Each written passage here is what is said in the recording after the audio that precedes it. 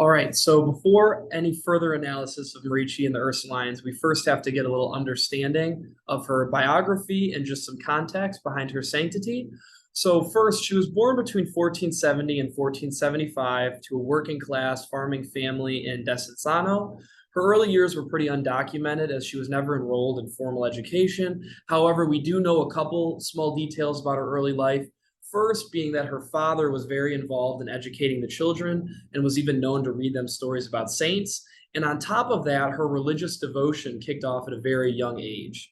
So she would spend her early years just working the farm until around 18, when her father, mother, and sister all passed away within rapid succession.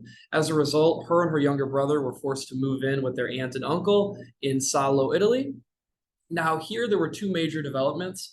First, Merici became a tertiary under the Franciscans, but secondly, she started to experience her first conflict when it came to her religious devotion, as her aunt and uncle wanted her to pursue marriage as her future path, but Merici was set with just remaining devout and committed to Jesus Christ.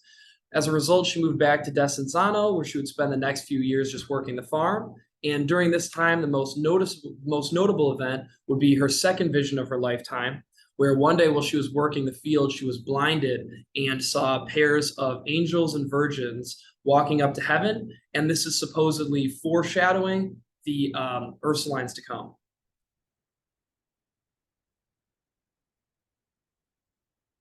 So as for her time in Brescia, she moved to Brescia at around 40 under the orders of the Franciscans, who sent her there to help with a mourning family.